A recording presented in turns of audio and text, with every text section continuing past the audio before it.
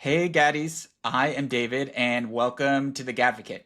The Gadvocate is a series of conversations where we want to talk about what does it mean to advocate for ourselves, for our kids, and for our communities. A lot of times we know that we need help or we need support, but we don't know where to start. And so this conversation is here, real practical support told to gay dads, from Gaddies for Gaddies, and all of us figuring it out together. So we are super excited to have Tom on as our first advocate, and our topic today is summertime Gadness, rights, resources, and routines for families of children with special needs. Let's meet Tom. Tom, say hi, where you are, who's in your family, and why this topic is so important to you. All right. Well, David, thank you for having me. I am thrilled and honored to be the advocate because I am an advocate in real life. I am a former, pardon me, educator. 30 years teaching art. You can see some of my student work behind me. Um, but my husband and I have adopted two kids, and our daughter came to us from a private adoption in 2005, and our son from foster care in 2009. And two teachers, my husband is a teacher as well.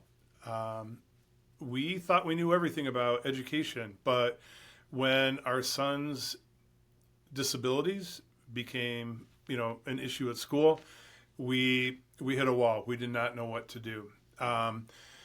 We ended up having him evaluated for special ed, and we discovered that he has some cognitive issues due to his birth parents' drug use in utero, and when he was in utero, excuse me, and that was creating an issue at school.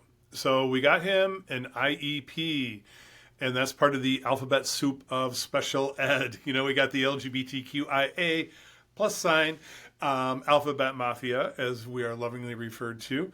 But in special ed, it's a whole different bowl of alphabet soup. So an IEP is an individual education program, and that is for students who have a disability that affects their learning. And we got him in a program that was working, and then we got him into a program, pardon me, that addressed his behavioral issues, and that's when the trouble started. And that's when I ended up leaving teaching and getting into this work as a special ed advocate. A friend of ours gave us the number of the Student Advocacy Center. I called, they told me what we could do, and we did it. And then the person actually worked with my husband when he was teaching and said, hey, we need an advocate in Jackson County. So I quit my job teaching at a local college and started doing this work, and it's been amazing. Um, Awesome, awesome. we are in southeast Michigan. If you know the state, we're right here, south of Lansing, west of Ann Arbor. And I am the advocate for the county. So the adoption process was started back in 2003. And back then, not a lot was written. But I did write a book, Jesus Has Two Daddies. You can find it on Amazon and Kindle. Check it out. And find out what we went through and see how things were back then, pre-marriage equality. Yeah. Awesome. Okay, so again, today we're talking about summertime is almost near and what should parents know in terms of resources, routines available for their kid. So start us off, and again, we're talking about the US today, Mhm. but what are some of the core things that any parent who has a child with special needs and is in school should know about what resource and what is available to them for the summer? Gotcha. It's a lot. We're a big country, and the federal government has kind of left it up to the individual states to come up with their own policies and procedures.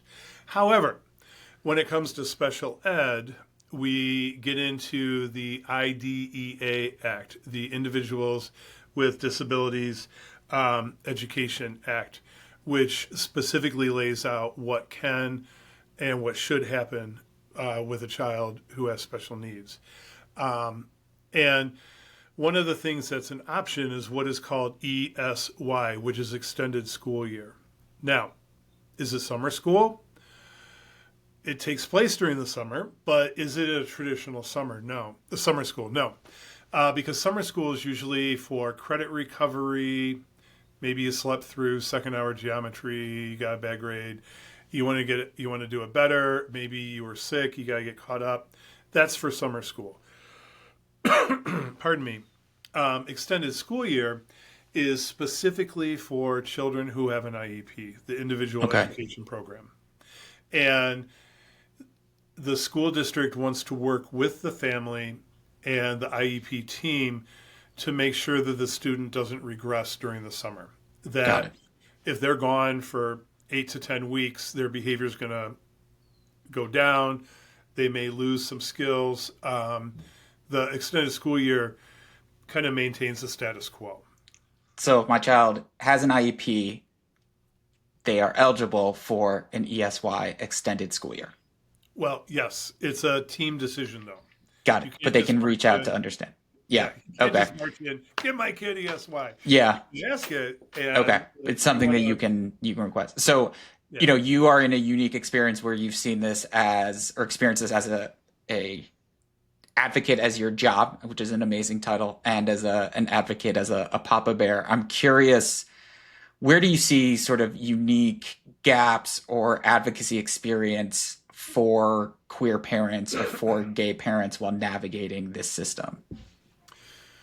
well, the one thing that I can share is from my experience here in the Great Lakes area, and going to Family Week with other gay dads.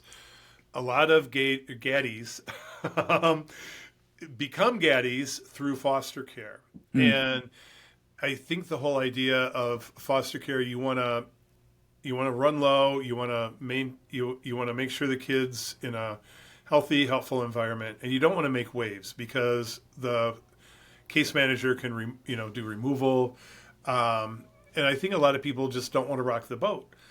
But once you've adopted your kid and they're yours, in the forever home, rock the boat. mm, Talk to the IEP team and don't be afraid to ask for assistance. hmm Um, two teachers, we had to swallow our pride and say, "Yeah, we give up. Somebody else." hmm So we really, you have to be intentional about getting the help for your kid. Yeah, and I think sort of your point of, especially if maybe you're the only queer gay family in the school or in the area, you already feel othered and you already feel all eyes on you. Right. So being comfortable with that, but still vocalizing and sharing what your child needs for well heard for sure. Yep. And it's so important that you have something during the summertime, especially with kids with special needs because they thrive on routine. Okay. And, having whether it's ESY, a library program, daycare, summer camp, community center enrichment, something that's going to keep a routine happening. Because I Yeah. think, kids who are on the spectrum, the autism spectrum, they really thrive on a routine and a set schedule. Got it. So you started talking about, I think, the advice or some of the foundational elements, but let's get tactical. So what are, what are your advice on sort of steps parents need to take to understand what services or resources are available for their child and how do they go get them? Right. So, excuse me, here in Michigan, we have an amazing organization called the Michigan Alliance for Families. Okay. And I am certain that there are similar organizations in all 50 states. So it may take a little bit of digging to find a state specific resource. Mm-hmm. Talk to your kid's teacher, talk to the teacher consultant, the person that is working with the team to help guide your child's education. Usually there's a special ed supervisor. I have two of them on my phone because sometimes you gotta go jump over people's heads. Mm, So find out who that person is and ask. yeah. So it sounds like those are the tips that you've seen all parents, not just gaddies or queer parents, navigate the system. Um, on the flip side, I guess I'm curious to hear what are barriers or roadblocks that you've seen parents or families go through to sort of navigate getting these resources or even understanding what resources are available to set their kid up for the summer. Well, if you don't ask, you don't know. So I think, we cleaned out our son's locker at one point. There were 1,000 different handouts that did not get brought home. you know, so um, if your child is not a good deliverer of data from the school, maybe talk to the teacher and say, hey, what's available? Mm. And we're mid-May right now, and most schools are going to be getting out in a couple, 2 or 3 weeks, depending on where you're at. So these are good questions to ask now. And And in this time, just parents can still reach out for summer now as long as the school's in session. It's not too late right hopefully, now. yeah, Okay. hopefully. Okay.